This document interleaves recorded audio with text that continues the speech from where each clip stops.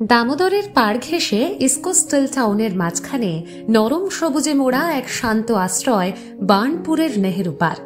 Still কারখানার ধোঁয়া আর যন্ত্রের শব্দ থেকে কয়েক কদম দূরেই যেন অন্য এক পৃথিবী।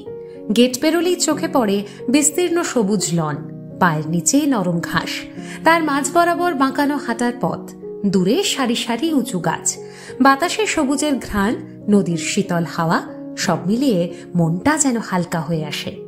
এই পার্কের জন্ম কম গল্প নয়।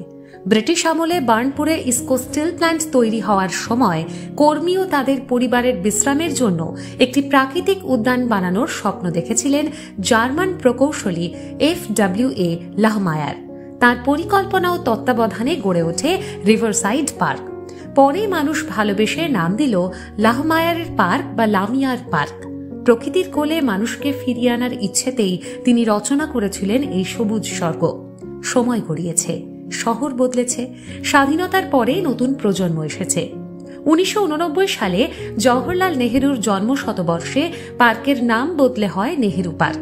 সেই বছরই স্থাপন করা হয় নেহেরুর লৌহ মূর্তি। প্রবেশদ্বারে যার অস্তিত্ব আজও ইতিহাসের কথা মনে করিয়ে দেয়। ভেতরে ঢোকা মাত্রই চোখে পড়ে বিশাল ঢালু মাঠের মাঝ দিয়ে চলা সরু জলধারা, তার উপর ছোট ছোট সেতু, জলের একদিকে রঙিন থিম গার্ডেন। শীতের দিনে নানা জাতের ফুল ফোটে, প্রতিদিন যেন রং বদলায়। বিকেলের রোদ জলে পড়লে চারদিকে সোনালি ঝিলিক ছড়িয়ে পড়ে, মাঝে মাঝেই বোটিং এর শব্দ ভেসে আসে। এক পাশে শিশুদের খেলার জায়গা, দোলনা আর স্লাইডে ভরপুর, অন্য পাশে খোলা আকাশের নিচে বেঞ্চ। দুপুরে নীরবতায় পাশাপাশি বসে প্রেমিক যুগল, সন্ধ্যায় আড্ডায় মেতে ওঠে বন্ধুরা, আর শীতের ছুটিতে পিকনিকের কোলাহল ছাড়া ক্যানভাসটা অসম্পূর্ণ। রাত নেমে আসে, ফোয়ারার আলো আর সঙ্গীতের সঙ্গে ছিটকে ওঠা জলের ঝর্ণাধারা মায়াবী চাদরে মুড়ে নেয় উদ্যানটিকে। ভোরের নেহেরু পার্কের আবার অনুরূপ।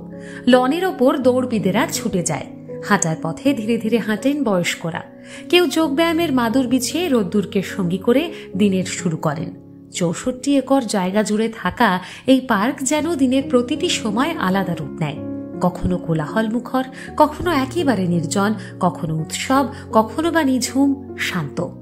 বছর কেটে গেছে, শহর বদলে গেছে, নতুন বাড়ি, নতুন রাস্তা তৈরি হয়েছে, কিন্তু নেহেরু পার্কের প্রতি মানুষের ভালোবাসা বদলায়নি। যাদের শৈশব কেটেছে এই দোলনায় দুলে, যাদের কৈশোরের প্রথম প্রেম ধরা দিয়েছিল জলধারার ধারে হাঁটতে হাঁটতে, আজ তারা আবার ফিরে আসে সন্তানদের নিয়ে। পুরনো বেঞ্চ যেন চিনে নেয় পুরনো মুখ, আর নেহেরু পার্কের বাতাসে রোজ নিয়ম করে ভেসে আসে স্মৃতির গন্ধ।